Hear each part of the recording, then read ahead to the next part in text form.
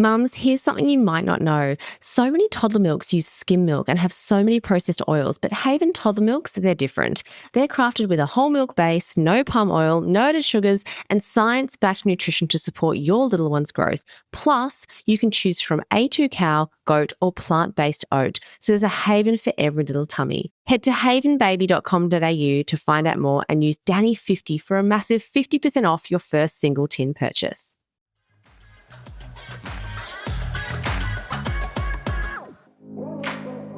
Hello and welcome back to Life with Danni, Duncan. I am on cloud nine this morning because I am interviewing one of the most beautiful sunflowers I have come across lately, Dr. Dawn Mussallem.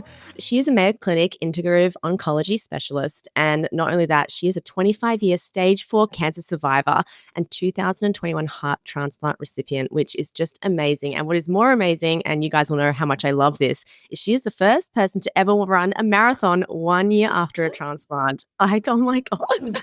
She is so inspirational and I'm so, so grateful that you are here. Hey, Dawn. Danny, good morning. I am tickled to be on this with you. You are my inspiration. And Oh, I think there's nothing better than to be able to have lived experience that can, I always say this, that can move people beyond hope to knowing that they too can be okay during and after a cancer diagnosis. And you embodied that. I mean, I just love seeing your feed and everything you've done as a young woman, a young mom, and going through what you went through. So I'm yeah. really honored to be here today with you and with your guests.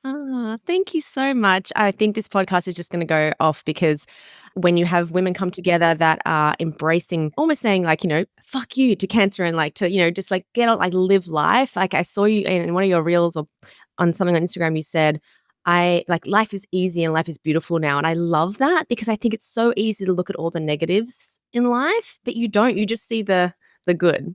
I know. I know you do too. I know you the same way.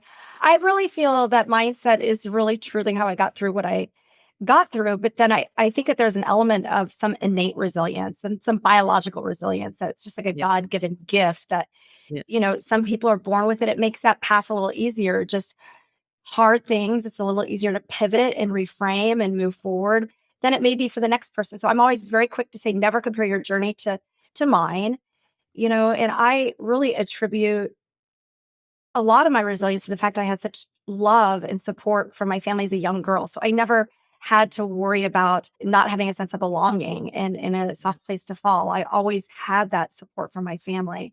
And what a blessing that is to have come from an upbringing like that. Not everyone's given that gift. No, that's beautiful. And I love how grateful you are around that. So let's just get right into it. What is your hottest take about the health and wellness industry when it comes to cancer right now?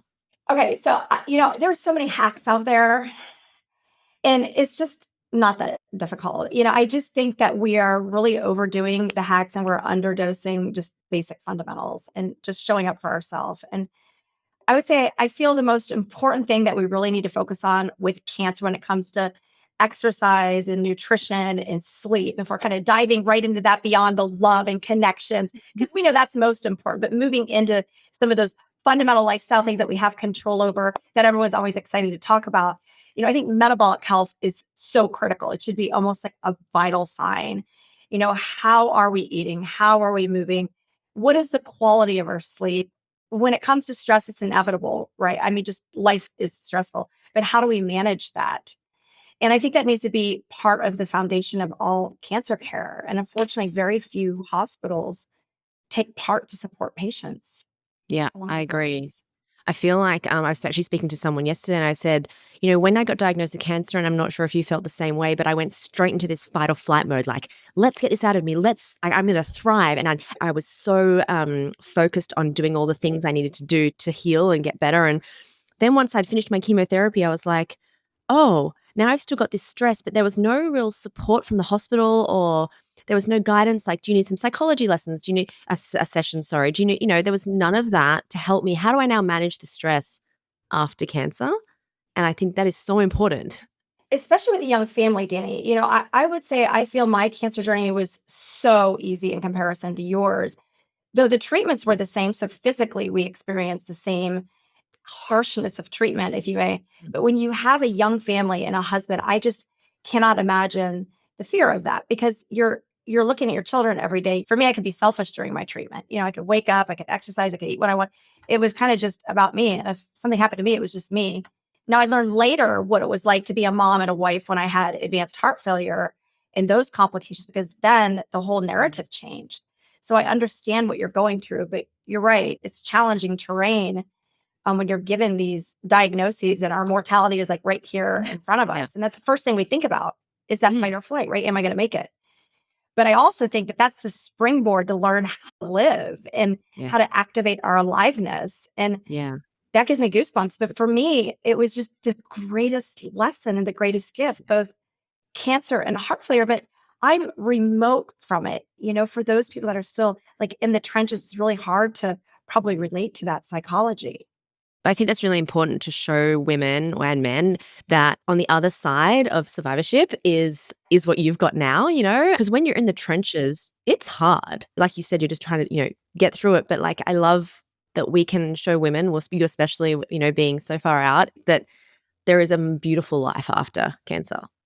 It's so true. And, you always have a little monkey on your shoulder for so many years. And people ask, like, does it ever get easy? Do you ever not worry about having a cough or having a headache or having this ache in your bone? Or, it just gets easier each year, then the 5-year mark, then the 10-year mark, then the 20-year mark. And then you almost forget that you had that cancer in this lifetime, but it's always still kind of there that, keep it in check. Not that it's out of fear, but you always want to be aware of symptoms and you don't want to ignore them. It's better to report them. And I hear so often that women will have a little cough and they're trying to like tuck it under the rug. They don't want to tell the clinical team. They don't want to tell us because they're scared it could be something bad. And you're going to kind of just ruminate. And you're going to keep it. So my rule of thumb is any symptom for more than 2 to 3 weeks that you can't otherwise explain, just share it with your medical team and let them support you in the way that they can give you reassurance. Or maybe they do that chest x-ray for the cough to check things out so that they can help clear your mind. So important to listen to your body. And no little thing that you're worried about is too little to report to the doctor. Let them help you and support you during any of those fears that you have because it's such a vulnerable time. Yeah, I love that. I'm actually going in for my colonoscopy 4 months early in a couple of weeks because I said to him, like, I know it's probably like, I know you've done the scan. I know you said there's nothing there, but like, it will really put my mind at ease if you can just check. I've had these symptoms. It's probably just post, all the things I'm doing. But he was like, absolutely. So I'm going in. Danny, I think that's so important for your listeners, and you'll be in my thoughts and prayers as you have that test. But what a great doctor to listen to you and to validate your concern. And so, Yeah. if there's a listener and they feel like the medical team's not listening, in medicine across the world, it's fast paced. And maybe the doctor's not hearing your concern, And so sometimes you have to just look them in the eyes and say, I really think I need to move this test up, and just kind of like grab them and redirect them to let them know you're concerned, the reason you want it. So I love that your medical team kind of jumped on that to support you. So important. So Yeah, I love that you've said that because it's one thing that I am really saying to my listeners and my followers is please advocate for yourself. If something isn't right for you and if someone's not listening, you need to find someone that's going to listen because it could be nothing, but what if it's not nothing, 100%. My cancer could have been found so much earlier. I was having these symptoms and I was in medical school and I was a very healthy person. And I saw one doctor and he said, "Oh, it's adult asthma, use this inhaler." Didn't get better. Saw a second doctor and he said, "Use it more." So I started using it more. And in my running, my heart was like, I couldn't do exercise racing. I saw a third doctor and he said it was in my head.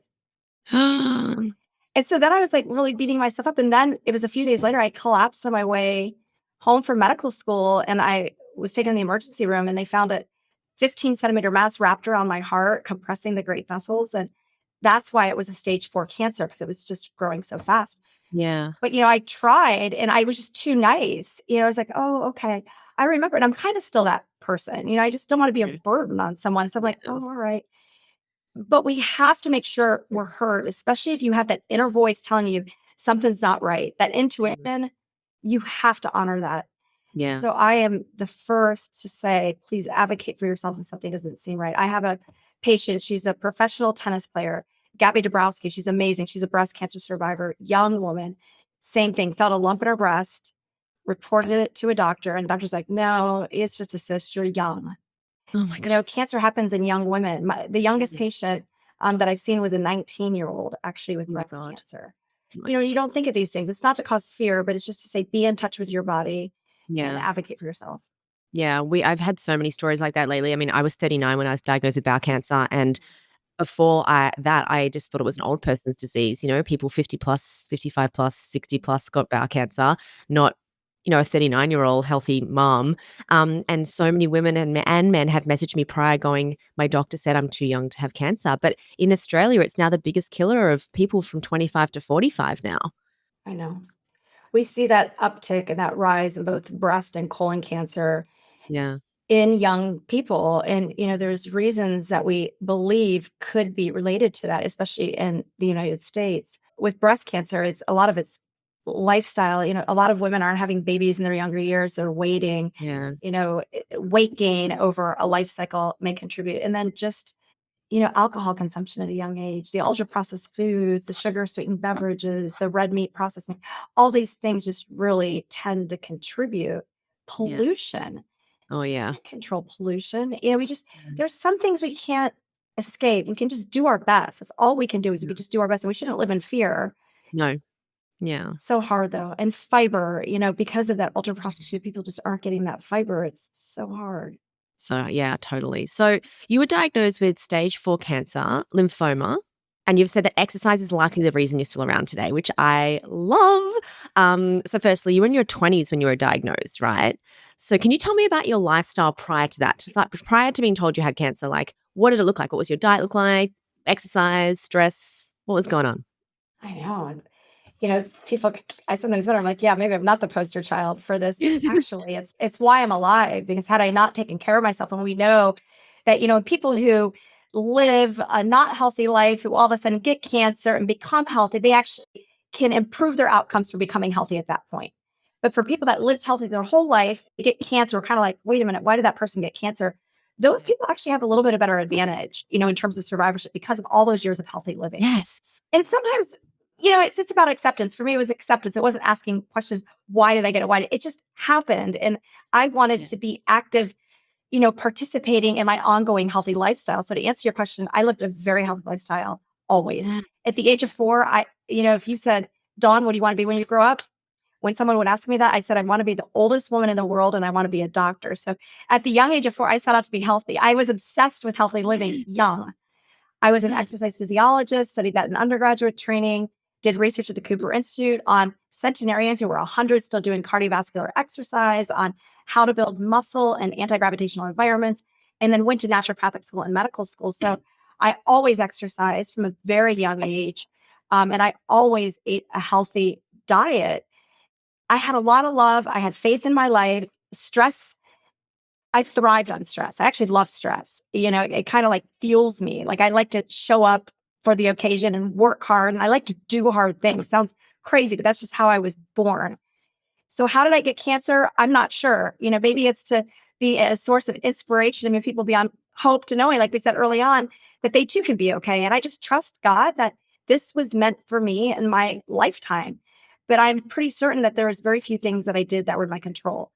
However, if I was to really look back and reflect, like what could have been an inciting event, I was still kind of a girly girl, but yet a tomboy. And I would play in the creek behind my yard all the time, every weekend for hours. And it was a runoff from crops. And there was a lot of likely herbicide pesticides in that water. Mhm. And we know that diffuse large B cell lymphomas are linked to that pesticide exposure. So could that have been it? I was I was totally in love with this man. And this was about a year before I was diagnosed with cancer. And I remember he told me one day that he had fallen in love with another woman. She was the most beautiful woman he had ever seen. And it was interesting, and so I think that played into it. It's just this heartbreak. And there's a beautiful book by Carolyn Miss, Anatomy of the Spirit. And it talks about how disease is set up. Maybe it's breast cancer, maybe it's ovary cancer. For me, my lymphoma was wrapped around my heart, like that heartbreak, Yeah. I don't know. But Yeah. I think that emotional stress and sadness that I went through with the love of my life, finding another woman, maybe that played into it also. And then around that same time, I was doing fitness contests and I was doing a lot of fake food, sugar free sweeteners like saccharin. That's what they had back in the 1990s. It wasn't Yeah. stevia and monk fruit. It was saccharin. That's not good for us. And I was doing a lot of protein powders. And even though I've been whole food plant predominant with pretty much being vegan and vegetarian most of my life, I had this window of time during fitness competitions that a trainer had said, you're not going to be able to win, quote unquote, the big stage because I was doing really good. And I had Yeah. a really large national competition. Yeah. So I started doing animal protein. I was doing a load of animal protein. So I had one doctor say that was probably your trigger. I don't think so. No. But there's those three theories, maybe in Yeah. combination. Cancer is not like one thing and it happens. It's kind of, I say like a baseball game, one, two, Totally. three strikes. And your body only has so much reserve. So maybe some of those things played into it. I'm not here to necessarily villainize or to fear people about animal protein. But when you're doing a lot of animal protein, not as many vegetables and fruits, not having the fiber you need for detoxification pathways and, all the other good things that we know fiber helps with, maybe that was part of. You guys already know I care about what I put in my body, and I'm just as picky about what my kids eat. That's why I love Haven toddler milk. Unlike most toddler milks that use skim milk with added oils, Haven starts with whole milk because whole milk naturally provides the healthy fats that toddlers need. There's no palm oil, no added sugars, just clean, science-backed nutrition with 16 essential vitamins, minerals, and gut-friendly pre- and probiotics. And there's a Haven for every little tummy, A2 cow, goat, and oat for a premium plant-based option. If you want to give it a try, just head to havenbaby.com.au and use Danni50 for 50% off your first single tin purchase.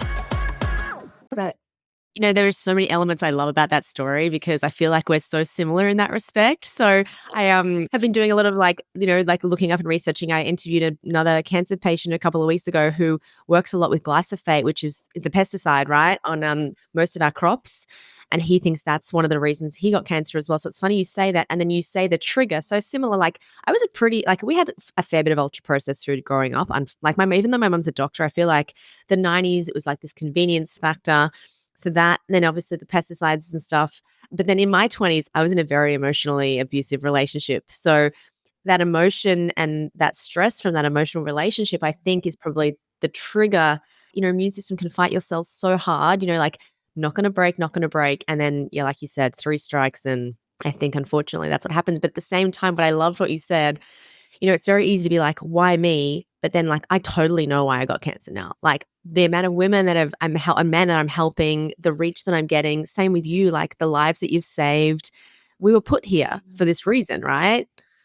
you're just amazing. I mean, I'm just so inspired by you, Danny. Thank you so much for taking time to do what you're doing to inspire other people to be healthy and to have a soft space to land with the wisdom and inspiration that you're sharing. It's really so Oh, beautiful to hear you. oh, thanks. And I just also what you said, like I love that you said, look, you're not villainizing animal proteins or anything, but if we're not getting enough fiber and vegetables in our diet, which is, I'm so passionate about helping people, then our bodies aren't going to have those defense mechanisms, right, to be able to support us if something does happen. That's exactly right. I mean, the nutritional data is extremely compelling. And, that is pretty much the platform that I sit on is that food is medicine. I'm just very intrigued by it. And I've always been. And, we know when it comes to food, there isn't a perfect diet. Let's just say that. We're not at a stage with nutritional science to know how to individualize it. And Danny, you may need one set of, nutritional foods that are going to really serve you best. And I may have a different. But the best we can do is make sure you're getting what you need. And you need enough antioxidants and vitamins and minerals and fiber and phytonutrients from those vegetables and Yeah. fruits. So, I mean, my biggest two rules when it comes to food is maybe we shouldn't start with taking things away. Maybe we should give back. And Yeah. I say make sure half your plate every single time you eat is coming from a vegetable and fruit. Yeah. I think it's so important. You need to get at least 5 servings of vegetables and fruits a day, but that makes my head hurt. I'm like, oh, how many servings did I have today? That's like too much. And I don't want people to have to be counting. So I just say make half the plate. So if I'm going to do overnight oats, I'm going to make sure that that bowl is filled with whatever berry or cranberry or apple, that it's really loaded with those fruits. And if I'm going to do a grain bowl, that it's loaded with some green leafy vegetables and some cruciferous, and make it super duper colorful, make it pretty. I cannot emphasize the power of vegetables and fruits. And there was an amazing study that included 2 prospective cohort studies and then an additional 26 prospective studies. So it was a large study And what it showed is that those people who had 2 or less vegetables and fruits, or 5 or more, those who hit that 5 mark had a 10% reduced risk of dying from cancer, any cancer. Now, people may not think that's a big number, but 10% is a big number when you're talking just from eating a little bit more vegetables and fruits. And Yeah. then you add that to the exercise, and, it just keeps on adding up. So it's such an easy thing to do, Yeah. and then, I mean, I know people are probably sick of me saying it, but the next thing is get rid of the fake food. There's no room for these chemicals in the dietary pattern. And Yeah. just look at the ingredients. You've got to take time when you go to the grocery store. And if you're Yeah. going to buy packaged food, you've got to read it, and don't bring those foods home that have ingredients that you otherwise couldn't prepare that food yourself. I always say if your great grandmother couldn't identify it, don't bring it home. Yeah. Yeah. It's Oh my God. not worth it. You speak my language, babe. Like you literally, as just preaching to the choir here. And I love that we're just reiterating the same message. It's so beautiful. Tell me why did you decide to become a physician? I mean, you said when you were 4, that was what you wanted to be. Like, why? Yes. I was so curious about the human body and about science, and I love people. It gives me chills. Like, when I say that, I just like chills. I love the human spirit. And, when I look at others, I just love them. And so I really wanted just to deliver medicine through that original lens of love for humanity. And that's what medicine is about, is just reaching out to others, with compassion, to try to lessen their own suffering. And so that's what I set out to do at a young age. And I just am so excited, and I love my career path. And there is nothing else I would have wanted to do in my life than to be a doctor. Oh, So I love that so much. We need more doctors like you. Tell me, what is your lifestyle like now? Like, of course, I've seen, you run a marathon 12 months after a heart transplant, which is absolutely insane. Is there anything you change that you attribute to recovering from stage 4 cancer? Like, is there anything that's like, yep, this really helped me? thank you for asking that, Danny. My cancer was so long ago. And, it was soon after my cancer diagnosis that I was diagnosed with advanced heart failure. And advanced heart failure was really hard for me. I had it for 18 years, and it's just not a diagnosis or a disease for young people. Mm, I described it, I felt like I had shackles. I couldn't do much. I could walk, and my work and being a mom and being a wife, that was my exercise. That was my job, right? mm, So it was kind of hard. After cancer, I kind of was in survival mode from the heart failure, and I relied on my mom a lot to help me. And thank goodness she knew how to prepare healthy food. So I stayed very healthy during mm, that whole time. I would say that I've really mastered the whole food plant based nutrition since my heart transplant, because I have more energy to be able to do it right. yeah. But I still did a good job. It just wasn't quite as good as it is now. I would have to rely on a little bit more quick things. I would rely on protein bars more and protein powders more before my heart transplant, because I was in survival mode. I just did my best. I always made sure I got half that plate vegetables and fruits. I've always stood by that. I've always really minimized animal protein, but I've really mastered the joy of whole food plant based nutrition. I just get tickled about it. I love it. I love making the food tasty. I love making the food beautiful, but I have energy now to do it.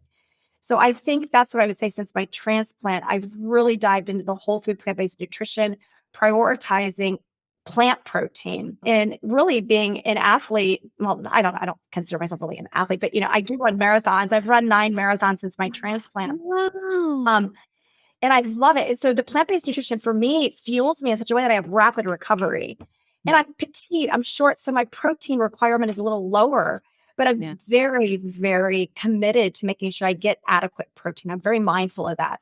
So I rely on soy, like edamame, tofu, tempeh, soy milk, lentils, split peas, chickpeas, different beans. I tolerate pretty much everything. They just don't Love it. bother me. I handle them really well. Quinoa, Ezekiel bread, like the sprouted bread, nutritional yeast. Use lots of nutritional yeast, hemp seeds. Those are my main sources of protein. And I really aim to get about 1.6 grams per kilogram of ideal body weight when I'm training for those marathons. So Yeah. I really focus on nutrition, and I spend a lot of time on it. I'm very busy with my career, but I spend a lot of time at the grocery store. It's me showing up for myself. It's me kind of loving myself back. And I don't have a TV in my house. I don't watch TV. It's kind of funny. I love it. And I love that, though, because otherwise I'd be spending the time probably watching TV. So instead, I Yeah. spend the time cooking. After I'm done with work, there's nothing I love more than to be able to prepare a healthy meal. I usually try to batch cook on the weekend. So to answer your question, nutrition, really diving into the whole food plant-based nutrition. I do not think people need to be vegan to be healthy. I am the physician for Blue Zones in Jacksonville, Florida. Blue Zones are the areas in the world. People need to be 100. They're not necessarily vegan. They may have a little bit of poultry, but it's typically less than 1% of the diet.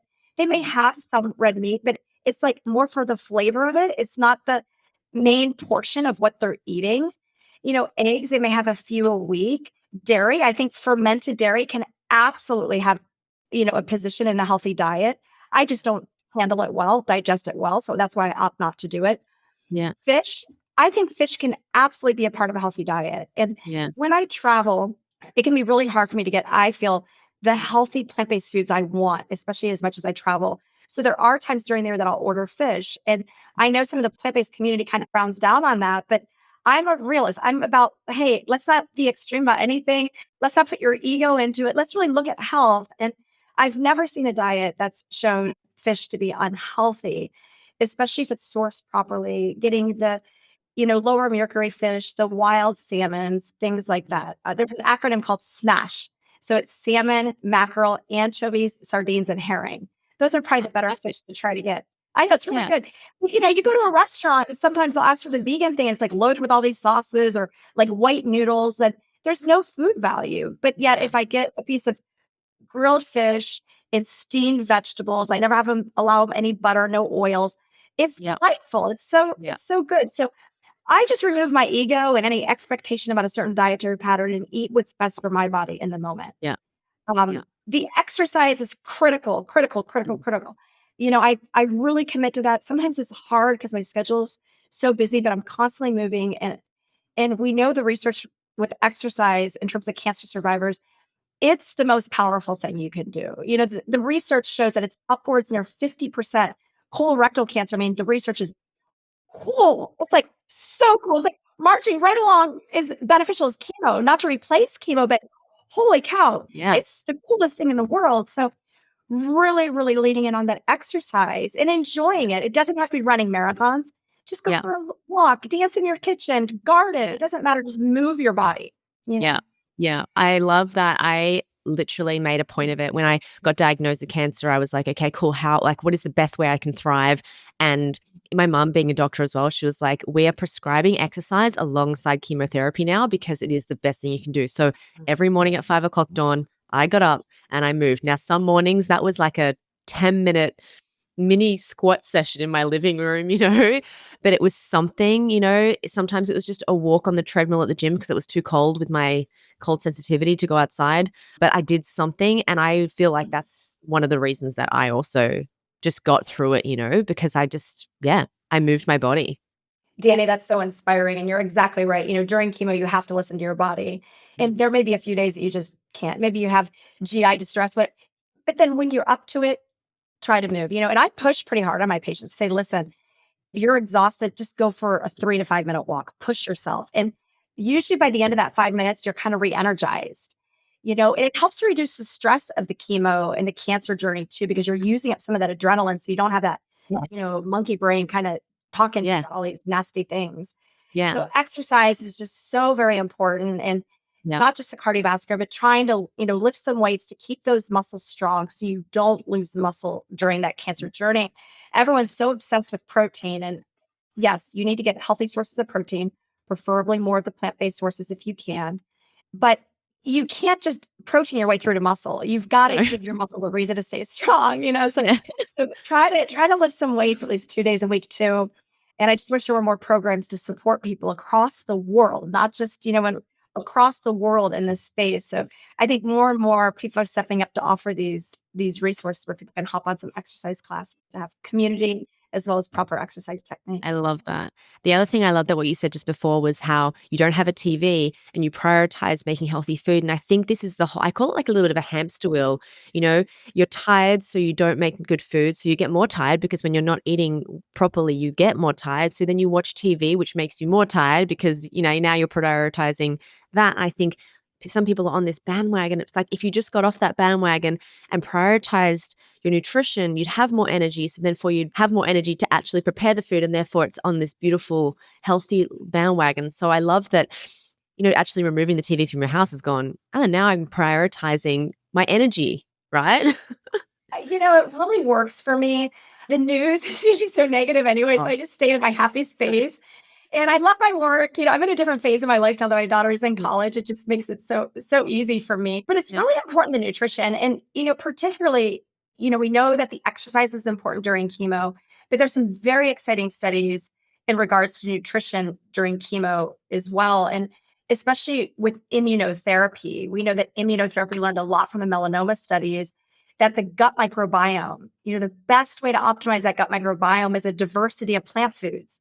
So getting a lot of different colorful vegetables and fruits and whole grains and nuts and seeds and spices. It's so important. And then, of course, beans. Beans seem to be really right. magical for that gut Mm. microbiome. So, trying to get that 30 in a week, it sounds like a lot, but it's actually not. And you can kind of have a little challenge. And every time you go to the grocery store, just get a different variety of something that you didn't get the Yeah. last time, but really try to prioritize that 30 different plant foods a week. It's a super fun thing to do. Yeah, I do it with my clients a lot. On coaching with my coaching clients, I always like, okay, we've got a little challenge. 30 veggies a week. Write them down. Chris and I sometimes have little competitions. How many plants can we get in our our diet a week? And we write them down, and he'll be like, "I'm just having some cinnamon on my breakfast." I'm like, "I've got some."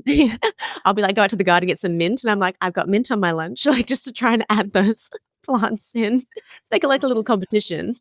I love this. And, it's so important. I often, so many women that come in, they say, I really want to do this, but my kids don't, my husband don't. And it's so beautiful how you and Chris live this healthy lifestyle. And it's for your children as well, the whole Yeah, family. We want yeah. everyone to take care of themselves. How do your kids like the healthy food? Are Oh they my good god, with they it? love it. They're great with it. I mean, we talk about it all the time, and I think that's the thing that people go, "Oh, my kids don't eat this or this," and I'm like, "But talk about it. Talk about why," you know?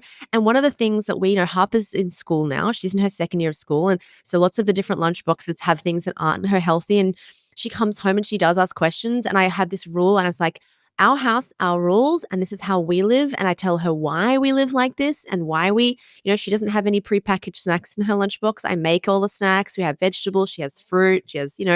So yeah. And like this morning, making their lunch boxes, they get a choice. Like I had capsicums, cucumbers, carrots, and tomatoes this morning, and they got to choose like what do they have. And that's what I say to them. This is just how we live, babe. That just, I mean, my heart right now, you have no idea, is just expanding. I just love hearing this, Danny. Yeah. It's so amazing. That's so cool. That was my favorite childhood memory was going to Yeah. the health food store with my dad. I loved it. Yeah. And because my parents set the stage, it's just my joy. I get so tickled when I see, a plate of beautiful vegetables. It sounds crazy, but the majority of people don't know what a strawberry tastes like anymore. They put it in their mouth No. and they're so used to the hyper palatability of manufactured food, Mhm. sodium and sugar and chemicals to alter the taste. Yeah. It takes some time to redirect the palate to just taste the natural beauty of food. Yeah. And Yeah. it's so yummy. It's Yeah. so good. One I'm of my a foodie. I know. One of my favorite things at the moment, actually, and this really made my heart explode on the weekend. So I'm a terrible gardener, but last year I planted about 5 different herbs and 3 of them have survived. And this weekend just gone, we've planted tomatoes and strawberries. So we planted them together. And as I was planting them, I have twins. So my girl twin, she just starts eating the mint right off the plant. And she's like, "Can I eat this?" I'm like, "Of course you can. It's mint." And she's like, "Yummy." And I think we're just not encouraging that enough with our kids as well. Like we think kids can't stomach different flavors, but she was just sitting there eating the mint, literally off the plant. Oh, I love that. That's just such a beautiful memory. I hope you get a little picture, put that in a journal so you can keep that forever, that little memory. You are obviously a runner, but also, like, is there something that's better for cancer prevention, like strength or cardio or combination? I think it's a combination. Well, I don't both. Really, truly, the cardiovascular exercise is going to help to utilize the glucose, obviously reduce inflammation. But what's so important is that VO2 or that cardiorespiratory balance and benefits. So important when it comes to cardio. And then that strength training kind of builds your infrastructure, right? It's going to strengthen your bones. It's going to strengthen your muscle, and your muscle, is like a sponge for the blood sugar. And I really feel like we started off this conversation with the metabolic health and when we talk about metabolic health, especially the blood sugar regulation is so important when it comes to cancer. And so having optimal muscle and moving your body is going to be such a wonderful way to use up that glucose. And that's one of the strategies I have for my patients is after you eat, go for a 5 or 10 minute walk. It doesn't have to be fast, but just move. And if you're too debilitated to really do that, there's even some research that says you could just sit and just do some calf raises. Just use your muscles just to help get that circulation. Even maybe that helps a little bit as well. I would rather my patients get up and move, walk with your family, have that connection time. So important. So great question, but I encourage both, for cardiovascular exercise, trying to get that 150 to 300 minutes a week or more. There's no limit. Yeah. And then for the strength training, 2 to 3 sessions a week, preferably of all Yeah. those large muscles. Yeah. Oh, I love that. I love that. Now, what does the research say about cancer in regards to nutrition and the rate of recovery? Can we still improve, correct our lifestyle after diagnosis? It absolutely will. So there was an interesting study. This was done out of the nurses. It was called the diabetes risk reduction diet study, basically. And it was done among breast cancer patients, but it was really interesting because it was simple. They basically just said, hey, let's eat more vegetables and fruits. Let's have better glycemic control. Let's reduce the trans fats, meaning the ultra processed business, Yeah, get yeah. rid of the red meat, get rid of the sugar sweetened beverages. Just a basic diet. It didn't say you need to be vegan, just eat healthier. And this is a study that showed that yes, and people that lived healthy their whole lifestyle and continue that healthy path of living, they had a little bit more advantage. But the women that didn't live a healthy lifestyle, they were total mess, Western, like standard American diet is what we call it. Yeah. They took their cancer, like, I'm ready to show up for myself. I'm going to start living healthier. Yes, they had that improved outcome, which was really a beautiful way to show that it's never too late to show up for yourself. There was another kind of cute study that looked at the same thing, and it showed that even at 80 years old, if you try to get more vegetables and fruits and whole grains and try to get rid of some of that red meat, that if you eat healthier, even at the age of 80, you can add 3.4 years of health expectancy. Wow. At 80, these aren't cancer patients. It's a cool Yeah. study. It's a happy study, right? Yeah. So it's never too late. Yeah. Now, of course, if you start at 20, a woman can add 11.4 years and a man 13 years. Wow. Right. So we want to try to start as young as possible, even younger, when we're pregnant and we're moms with our kids. So we want to start young, but it's never too late. So very, very encouraging. And it's exciting when we look at the American Institute for Cancer Research or the World Cancer Research Fund. This is the governing body of what it looks like for cancer prevention and lifestyle through to a cancer diagnosis as well as survivorship. Wonderful resource. I so recommend it for individuals who have questions. Karen Collins is a nutritionist with the American Institute for Cancer Research. She breaks it down so easy. She's so lovely to listen to, very inspiring woman.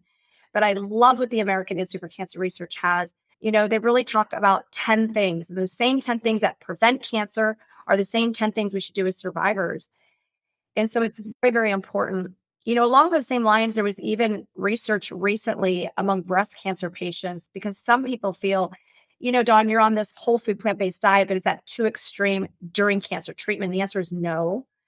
There was 2 small studies, but they really revealed very exciting data to show that that plant-based diet not only helped to optimize body composition, it's the opposite of what people think. And the majority of breast cancer patients, they gain weight during treatment. And I keep on referring to breast cancer because my specialty is actually integrative oncology specific to breast cancer.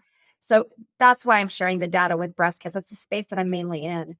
But I really feel this would apply to all cancer patients. But breast cancer patients tend to gain weight. And what this study showed, it was a small study, a little over 100 people, on a whole food plant based diet, supplementing with added protein powder. So they made sure they got enough protein, that they had improved energy. They had reduced fatigue during chemo on the plant based diet. Now, the people on that regular diet, that wasn't the plant based diet, they had increased fatigue. So that was cool. What was even better is most people would be such cynics say, no way, a plant based diet, you're going to lose muscle. It said the opposite. The people on the plant based diet maintained their weight. They even lost a little bit of weight, but they gained muscle. So Wow. cool. And the people on the regular diet actually lost muscle. Wow. Awesome study to show, hey, and this is what I see in my women. The women Yeah. doing more of the plant based diet, maybe they're having some fermented dairy, maybe they're having some fish, maybe they're even having chicken once or twice a week, and maybe they even have red meat.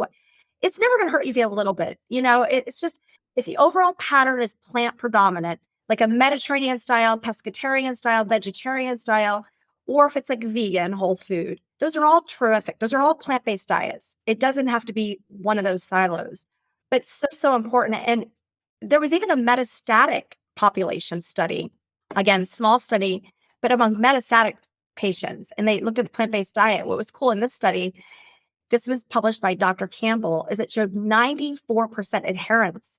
It's incredible. So 94% of those participants stuck to their whole food plant-based nutrition without any Yeah. problem. And that's what I see is my patients want to eat healthy. Yeah. It's empowering, gives them autonomy over their diagnosis. This is really interesting research because it's definitely something that I am all about. And, we live mainly, well, whole foods. We do have meat. We have a vegetarian vegan day once a week, but otherwise we do have chicken, we have fish, and we have red meat once a week, sometimes once every 10 days. And it's sourced. We get it from really nice butchers and farmers and things like that. But there's a huge thing in the cancer community I find with people going ketogenic and actually removing a lot of those healthy fiber fueled foods. And I wonder where that's coming from, because I know this is not necessarily where we were going to go with this conversation, but this research you're telling me seems to be exactly in line with what I believe and what I've seen.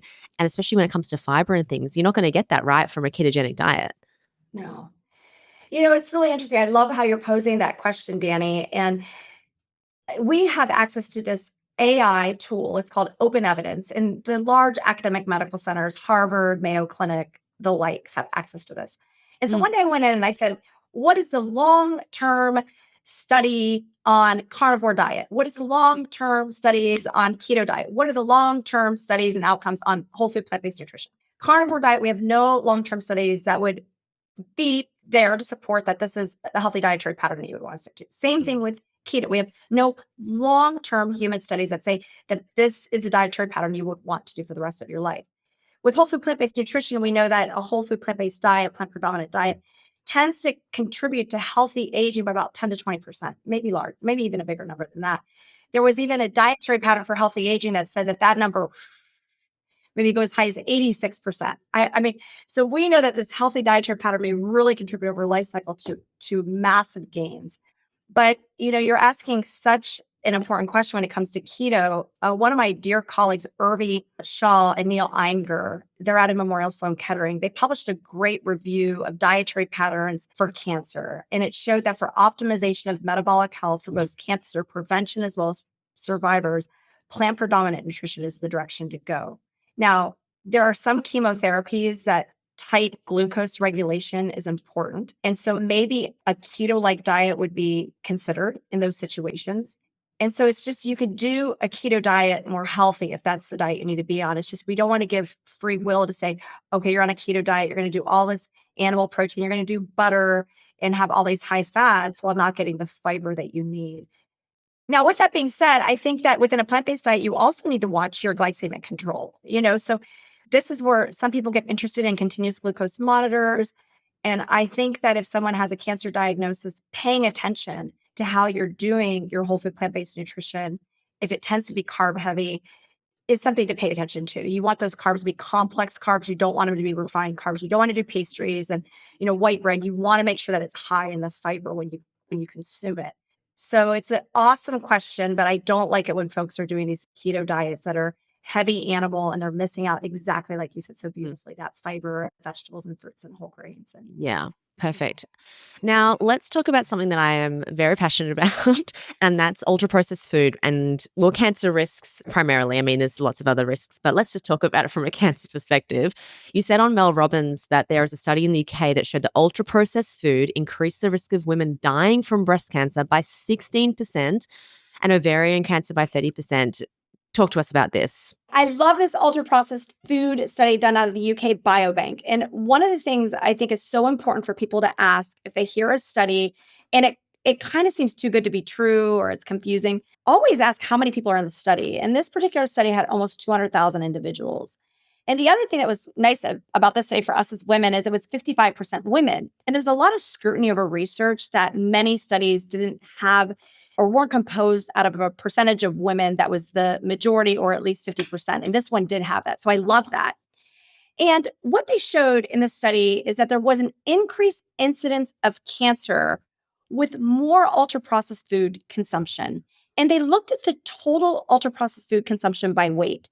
So they showed that when 23% of the diet was composed of ultra processed foods, for every 10 percentage point increment in ultra-processed food increase, there was a 6% increase of dying from cancer deaths overall.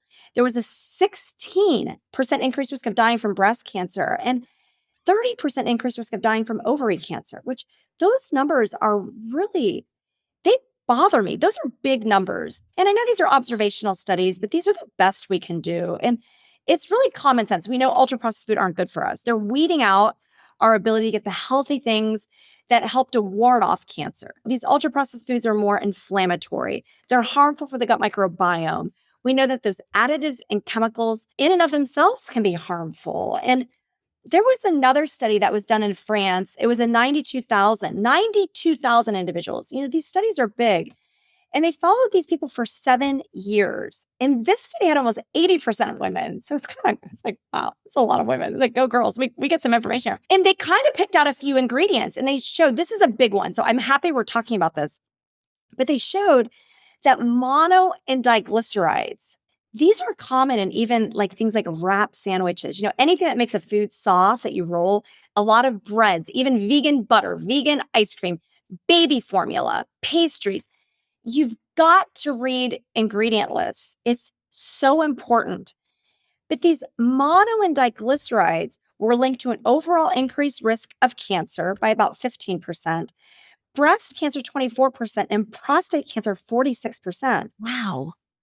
I just, No, I mean, yeah. big. I think the thing is with me is that we are feeding, like for the majority of people, because we live in such a fast-paced, expensive world now, their kids are eating it. And so we just need to keep yelling it from the rooftops, don't we, to get people informed so that we can make better choices for our kids because it's killing them, It really is. It's so concerning. And the American adult diet, 60% is ultra-processed food. In kids, it's 67%. I'm not sure what it is in Australia, but it seems like it's this way globally. We just see this. Everyone's fast-paced and they've westernized their dietary pattern. And it's just so concerning. And in America, 40% of youth have one chronic disease. 40%. Oh my God. Wow. It's very startling. Yeah. And then if we look at adults, among 60-year-olds, 95% have one chronic disease. It's everyone, And so it's very, very worrisome. There's this whole, and you're so beautiful in the way you present things and say things. And I was reading one of your posts and you're like, I'm not here to fearmonger, but we have to start actually continuing to say it's just okay. It's just a little bit, or eat in moderation. No, like we have to look at the actual research and go, also, like I said before, when you said how much energy you've got and how much, that's because of what you put in your body, right? Like when you put good food in your body, you feel better. And I think, unfortunately, we have to get that information out there. Well, Danni, you model it so beautifully. And I just love that you're this young mom. You've gone through, I hate that you've gone through this massive healthcare adversity. Look at you. You're just the epitome of vitality. And it speaks to itself, being a mom with 4 children and able to still exercise and do all that you did during treatment. It's just such a real life inspiration. So thank you for doing that. Thank you for sharing your stories with how you make this work with your kids, because I think that's what other moms need to see. Yeah. And, it takes more time. It doesn't have to be more expensive. We can plant a garden. Totally. Actually, it's cheaper sometimes to do the plant-based nutrition. There was a study we did in the United States. It was published in JAMA Network, and it showed there'd be $500 a year less to eat healthy if you do it right. So it doesn't have to be more expensive. If you do it right, plant the garden, but it's going to take you more time. Yeah. You've got to read those labels. And, Totally. I have fun with it. I love it, but you're right. It is the way we energize ourselves. I did a little reel a little while ago. I'm going to reshare it actually tonight around kids' food. And I showed that actually eating healthy was actually cheaper than ultra-processed food. And that helps with our satiety levels and our energy anyway. And I literally showed like packaged food. And I said like versus like, a banana and an apple and a protein ball that I'd made myself, with seeds and nuts, and I showed the difference. And I think it's just that education piece, and providing people with that knowledge. It doesn't have to be more expensive. And I think that's the thing you said. Use the word time there. Yes, it takes longer, but I'm willing to take up that time for my family's health, I know. And I just think we have to reframe it, right? You're showing up for your health. Food is love. When we break bread around the table, I like looking as I'm doting on my family, making these beautiful foods, colorful, buy cute bowls. I'm at a a rental right now because I'm doing some talks out of town. And I made some overnight oats and I was like, oh, these bowls aren't very cute. But I have really cute bowls and make the food look pretty and colorful and dote on yourself. Show up for yourself. Oh, I And love especially for your kids. Yeah. Make it fun. Get them busy in the kitchen too. The cool thing with plant-based food is like when you make cookies and cookie dough that's healthy, they can eat the dough because Yeah. so even that's kind of fun. Yeah.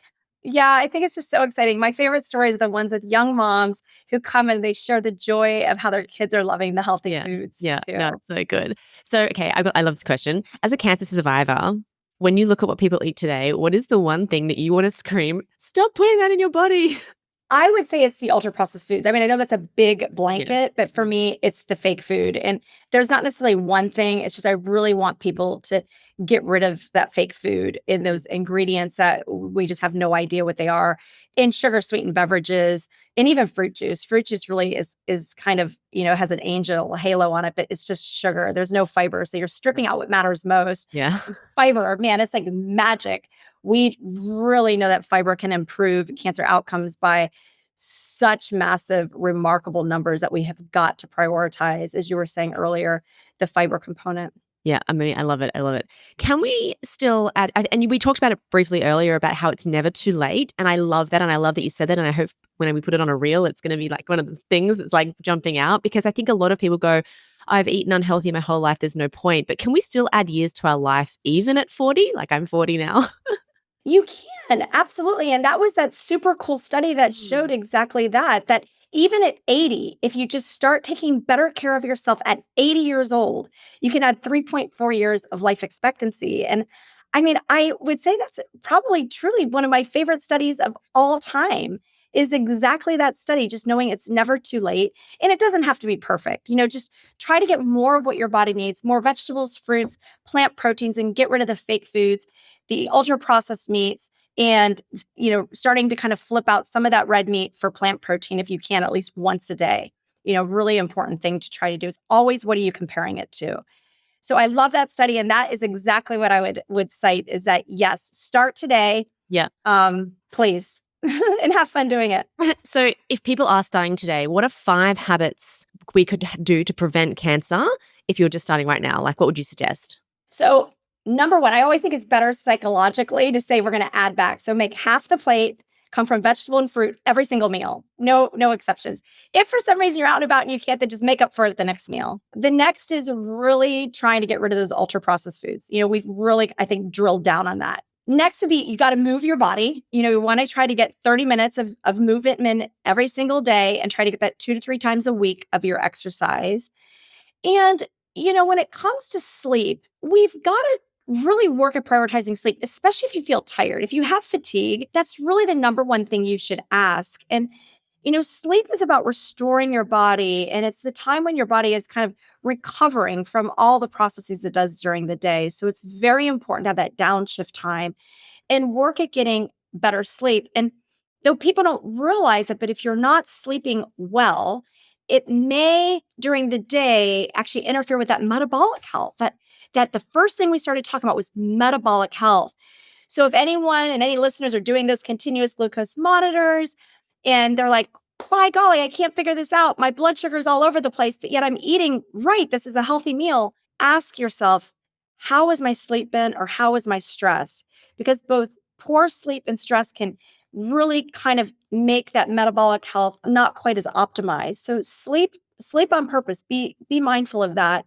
And then the last I would say is, our nervous system. There's a lot of stressors in life and we can't remove those. So, stress reduction is a really kind of silly word. I think it's just how are we going to regulate our nervous system? And so, for me, it's prayer, it's gratitude practice. If it's mindfulness for you, if it's breath work, if it's yoga, if it's just going outside and just seeing nature, don't place judgment on yourself. We're each different in regards to this, but I feel that the best way to regulate our nervous system is working on something that's outside of ourselves that has a little bigger, more profound capacity to have presence that surrounds us, if you may. Yeah, I love that. I when I was telling you earlier about how I went to my surgeon the other week and I was talking about those little symptoms I had and he asked me how I actually was doing mentally, which was beautiful. Like I've got a really gorgeous team.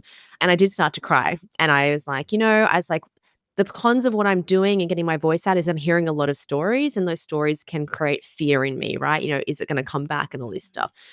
And he said to me, he goes, Danny, I'm going to be really honest with you. He's like, one of the contributing factors of this coming back more than anything is your stress. He's like, if you don't just learn to regulate your nervous system and just, find things and sort of, he's like, you can be empathetic and you can listen to the stories and you can show love, but you have to just turn off that emotional connection with that, because he's like, you're more important and your stress will make it come back quicker than anything. And it was a real big eye opener, because I am not naturally a stressy person, but this experience has made me more stressed. And I was like, it was just a sort of a light bulb moment to go, yeah, you know? And like you said, it's not like you can't necessarily remove stress. It's how do we do things that make us feel less stressed? And for me, I know, I put it on a reel the other day. I was like, I had 10 minutes before I had to do school pickup. And I was like, I was feeling, flustered. I was like, it was sunny outside. I'm going for a walk, just 10 minutes, and it just made me feel so much better. I love that. Mm.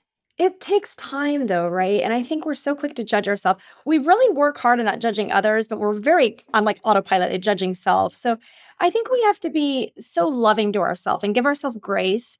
And especially for women like you and gentlemen like you who are new into the survivorship phase, it's like new uncharted waters. It's just really hard that first year to kind of navigate. And so keep on having those conversations, have those tests if it validates, what you're going through. But it sounds like you have an amazing medical team. And I love that they have these very open-hearted conversations with you. I think our vulnerability is such an opportunity for us to explore for growth and honesty. And there's such wisdom in that, especially as we move forward. You asked me about the 5 things, Danny, and I oftentimes don't lump this into kind of those core lifestyle things because I almost expect it to be an obvious, but it's those toxic exposures too, like obviously cigarette smoking and alcohol. So, Mm. it creates like some people are like, oh, we don't like her anymore. But alcohol really should be avoided for cancer control. But at the same time, you got to live. I always compare it to like speeding on the highway, right? We probably are going to go a few miles over the speed limit, but if you stay in your lane, you have your seatbelt on, you're probably not going to get yourself in trouble. So if you're eating right, you're moving your body, if it's a special celebration and you want a little glass of wine or whatever it is that you want to drink, it's probably going to be a low enough risk that it's not going to cause a problem. Same thing with if someone wants a birthday cake or if someone wants a steak or, if someone wants to take a day off of exercising.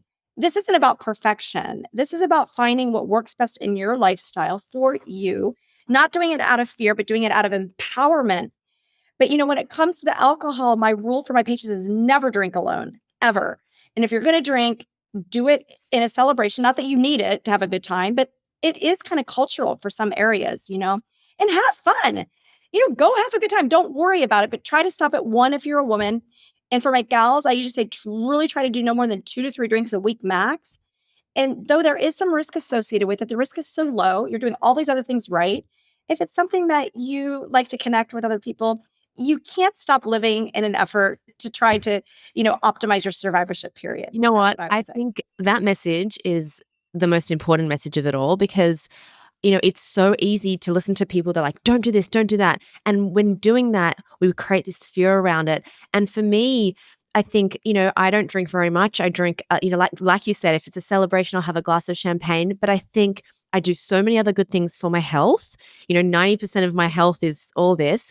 And I think when I'm having that champagne, it's usually I'm surrounded by stories and laughter and, good things, and a good meal is always surrounded by, beautiful vegetables and, a beautiful meal. So I think those things, definitely the benefits of that outweigh the small risk of me having one glass of champagne. And so I think that's really important because, yes, okay, you said that study adds 3.5 years to your life, but if you're taking away some joy, is that 3.5 years necessarily worth it? Potentially, maybe not. You know what I mean? We still have to enjoy life, right? Yeah. And it's probably not even that. It's probably like weeks, right? When you really look at the numbers, the risk is so low. And it's the same thing with nutrition, too. That's where we have to. Some people get so obsessed with being on like a whole food plant only diet Mm, that they come in and they see me and they're so turbulent. I'm just like, we need to work on this. calm down. Like, right. Like, I want Yeah. you to have fun with this. And it's not going to hurt you if you accidentally have the weight I've had people get upset at wait staff or upset at resorts they go at because they don't do something right. And at the end of the day, we know loneliness is a driver of death more than pretty much anything else. And love and connection, that's what matters most, and be authentic to yourself and just have fun. yes, I enjoy a glass of champagne or a glass of wine, and I love the experience. I think all of us that have had cancer, like our senses are so heightened. So everything, the warmth of the sun, the beautiful flowers, the grass, life is just so glorious. And if I have that glass of wine, it's like, oh my gosh, this is like I have so much fun. I don't need it to have fun, but I'm going to lean in. I'm going to really enjoy the moment. I'm not going to sit there and think, oh no, this may contribute to that. Yeah. I mean, I was like this, I think, before cancer, but it's heightened. Like you said, it's heightened my things. And I go outside now and the sky is so blue. And I was going for my walk the other day and there was roses growing in someone's garden. I literally stopped to smell this person's roses. And then I saw them looking at me. And they would have been, she's smelling my roses. Because everything just to me is just heightened, I have chills. Danni, I love that. You're adorable. I love you. I just want to hug you. I just think you're just so remarkable. Truly. Keep your message going. I don't know if we're recording this, but you're just great. You are making such a huge difference in people's lives, though. You've been in some great podcasts lately, and I think you've just touched so many people, cancer patients and non-cancer patients. As I said at the start, you are just what I call a sunflower. You just radiate this beautiful energy, which is just so nice. So what are you doing? What's next? It's such an exciting time. Thank you so much, Danni, for inviting me to be here. This time with you is something I really treasure. I really admire you. Oh. And I'm figuring that out, actually. I love my time with patients. It's just so special to me. It's like where magic happens. It's like where healing happens. It's just that spirit connection and empowerment and just giving them the tools they need. So I love my time with patients. But I also like this opportunity to have a bigger presence. And I love doing the podcast. I love doing talks. So I stay busy with that. I am working on writing a book. I heard that there's 8 books on Amazon with my name. None of those are mine, by the way. Yeah, none of those are mine. So please do not buy those. If you have bought them, return them. And I will be publishing a book. My hope is by the end of 2026. So I'm really excited to do that with my journey to help to inspire folks and to use some of the medicine to give them some guidance in terms of what that science shows us. And just to be part of this amazing community of people that want to, show up in the world in a way that they're fully alive and doing such beautiful things. Yeah. Oh, I love it. I've loved this. I've loved having you on. I've loved chatting. Where can people find you? Because they need to find you. Yes, thank you. So I'm on Instagram. I'm trying to have a bigger presence there. I'm at Dawn Mussallem. It's hard because I'm busy with my clinical practice and I do travel. And again, it's that self-judgment. I get so self-conscious when I do reels. I don't know how people do that. It's very hard. But it's been really touching to get the messages, women sharing pictures of their meals with their kids and dads showing them making these, adorable things for the kids' lunches. It's really neat to see the families coming together and the awesome questions people ask. So I'm working on it. I'm here to answer your questions. Social media is probably the best way for folks to access me. I am a physician at Mayo Clinic, but I know it's really hard for folks to get access. So this is cool. The 4th Monday of every month at noon Eastern time, which is New York time, I offer a free webinar. It's just how I give back. And it's about 90 minutes long of food is medicine, introduction to lifestyle medicine for cancer prevention through to survivorship. So join me. The link is in my bio on Instagram. And that's the best way, I think, for folks to kind of get, a sit down approach. Let's talk about the science. It's a lot of what you heard, but it's a little more systematic review of the data with the studies and how you can make some of those switches yourself to be a little healthier from a. Oh, I love that. I might grab the link to put it in our show notes as well. So Okay, yeah. I would love yeah. that. Oh my God. You are a sunflower. Keep doing what you're doing. And then maybe we can reconnect again down the That track. sounds great. I would love it, Danni. I'm always here for you. So keep shining beautiful. Thanks, Dawn. Thank you.